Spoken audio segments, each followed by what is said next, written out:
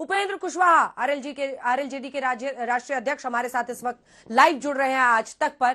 उपेंद्र कुशवाहा जी, आपने पहले भी कहा था कि इस तरह की स्थिति दिखाई दे रही है कि ललन सिंह को लेकर अब शक आ गया है नीतीश कुमार के मन में, लेकिन आप इसे आरजेडी की साजिश भी बता रहे थे। कैसे? ललन सिंह ने आखिरकार अब इस्तीफा आज दे दिया है, नीतीश कुमार नए अध्यक्ष जेडीयू के बन रहे हैं। आपको कैसे लगता है कि ये आरजेडी की साजिश है? देखिए, नीतीश कुमार जी के मन में उनके प्रति शक आ गया था, तो आखिर किस बात को लेकर शक था? एक दूसरा, ये अभी इस्तीफा देना पड़ा या उन्होंने इस्तीफा दिया, तो कौन सी परिस्थिति आ गई अभी कि उनको इस्तीफा देना पड़ा? तो निश्चित रूप से कुछ ना कुछ तो इसके पीछे कारण होगा, और कारण यही था जिसकी चर्चा मैं पहले भी कर रहा था कि आरजेडी से इनकी दोस्ती ज्यादा हो गई थी। राष्ट्रीय अध्यक्ष के रूप में जेडीयू में कम काम कर रहे थे, आरजेडी के नेता के रूप में ज्यादा काम कर रहे थे। स्वाभाविक रूप से यह स्थिति किसी भी दल के हित में नहीं होती है, तो इसलिए अंततः फिर उनको इस्तीफा देना पड़ा।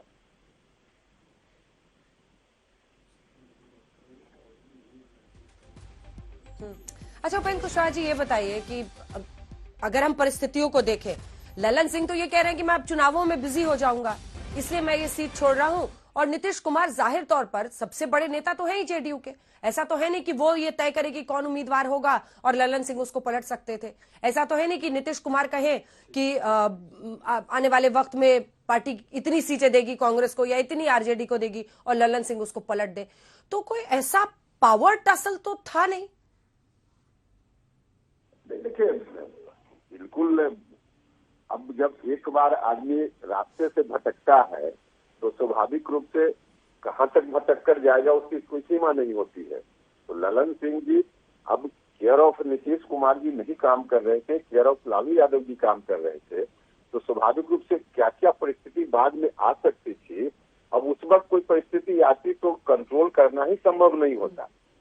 अभी ऐसी परिस्थिति आई तो कुछ डैमेज कंट्रोल की कोशिश जेडीयू की ओर से हो रही है, तो इसलिए वैसा।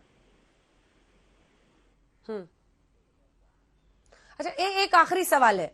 ये भी बहुत कह रहे थे, सब इंतजार में रहे हैं कि अब वो एनडीए की तरफ आ जाएंगे। आरजेडी वाले बमक बमक के कह रहे हैं कि नहीं, ऐसा कुछ नहीं होने वाला है, आप लोग ये हवाई बातें कर रहे हैं। तो क्या वाकई बीजेपी वाले भी आप लोग इंतजार कर रहे थे कि एनडीए की तरफ वो आ जाएं? आपको लगता है कि इधर आएंगे? नहीं, कोई इंतजार उनका नहीं कर रहा। देखिए, आज की तारीख में नीतीश कुमार जी या उनकी पार्टी उस स्थिति है जिस में पहले कभी लोग हुआ करते थे। आज तो बिल्कुल उनकी अहमियत समाप्त हो गई है। एक तरह से रिलीवेंस उनका समाप्त हो गया है, उनकी पार्टी का भी और खुद नीतीश कुमार का भी। जिस तरह से नीतीश जी ने अपनी स्थिति बना ली है, पार्टी की स्थिति बना ली है, अब इस परिस्थिति में कोई उनके लिए इंतजार क्यों करेगा? इंतजार करने का सवाल ही नहीं। जो चर्चा चल रही है उस चर्चा के आधार पर लोग बोलते थे, लेकिन कोई इंतजार नहीं कर रहा है कहीं से, ऐसा नहीं। हमारे तीन सहयोगी, एक सेकंड कुशवाहा जी रुके रहिएगा। अशोक सिंघल हमारे साथ जुड़े हुए हैं, शशि भूषण हमारे साथ जुड़े हुए हैं पटना से, मौसमी सिंह हमारी सहयोगी दिल्ली से जुड़ी हुई हैं, हमारे साथ हिमांशु मिश्रा जुड़े हुए हैं। हर जगह पर आज तक का रिपोर्टर आज मौजूद है।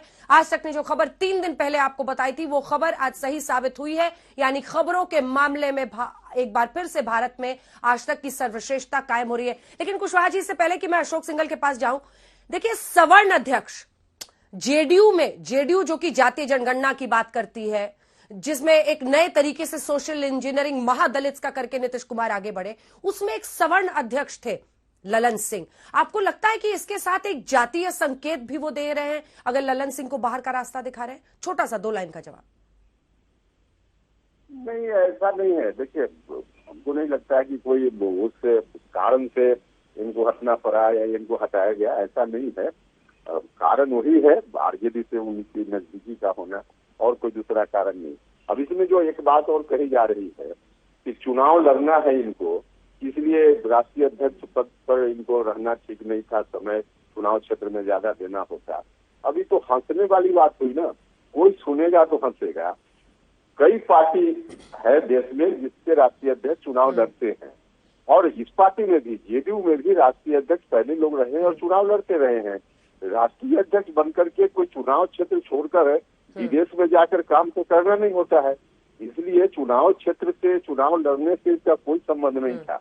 जितनी बातें कही जा रही है बिल्कुल हास्यास्पद बात है। सिर्फ नीतीश जी अपने हाथ में अधिकार लेना चाहते थे, इसलिए ऐसा हुआ। याद कर सकते हैं, देखिए जब नीतीश जी इस पद को छोड़े थे। ठीक है, एक बार जल्दी से चलते हैं अशोक सिंघल। ठीक है कुशवाहा जी, बने रहिए एक सेकंड। जल्दी से अशोक सिंघल हमारे साथ जुड़े हुए हैं। देखिए हम लोगों ने कुछ ही देर पहले बात भी सुनाई तमाम नेताओं की जो निकल के आ रहे हैं।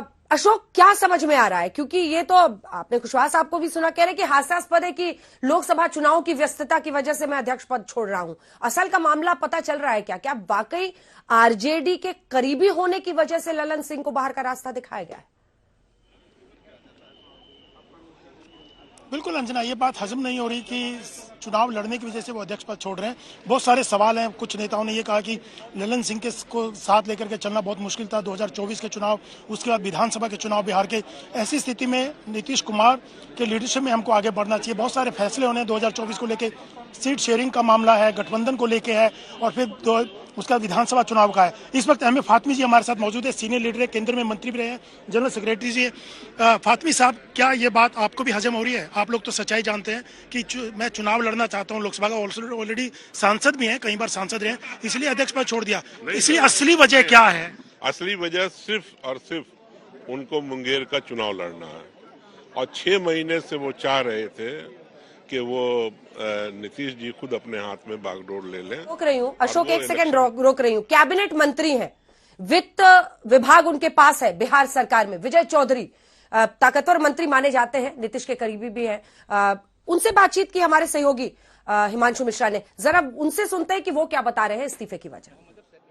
हमारे साथ बातचीत करने के लिए बिहार में वरिष्ठ मंत्री विजय चौधरी जी। विजय जी, आज ललन सिंह जी ने पार्टी की कार्यकारिणी में इस्तीफा भी दे दिया और नीतीश कुमार जी का प्रस्ताव भी रख दिया कि वो पार्टी के नए अध्यक्ष होंगे। तो हुआ ही है, हम वहीं थे। नहीं हुआ, क्यों ऐसी जरूरत पड़ी कि ललन सिंह जी ने इस्तीफा दे दिया? उन्होंने बता दिया है कि उनको चुनाव लड़ने जाना है, ये नहीं पता चला आपको? नहीं, ये आप बताएंगे ना। नहीं, आपको भी पता है, हमने तो नहीं बताया कि इस्तीफा दिया है, आपको पता है ना। और उसी के साथ उन्होंने कहा था कि क्यों इस्तीफा दे रहे हैं, वो क्यों नहीं आपको पता? नहीं तो आप बताइए, व्यस्तता है, लेकिन अब ललन सिंह जी की क्या भूमिका रहेगी?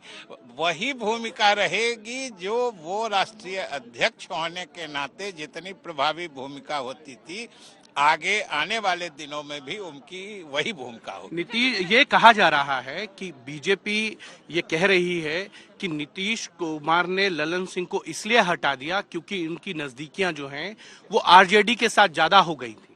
आप बोले बीजेपी, सवाल हमसे पूछिए। नहीं, उन्होंने आरोप लगाया है। आरोप लगाया है तो उन्हीं से पूछिए। हम जो फैक्ट होता है ना, जो घटना घटती है उस पर बोलते हैं, किसी के बयान पर हम नहीं बोलते। इंडिया ब्लॉक को लेकर कोई इंडिया ब्लॉक इंटैक्ट है, बीजेपी के साथ तो नहीं जाएंगे कभी? अभी कभी नहीं जाएंगे। ये कोई आपसे इकरारनामा हम करेंगे क्या? नहीं तो बता दीजिए, जाएंगे नहीं जाएंगे? आप चलिए, ये क्या बात है? चलिए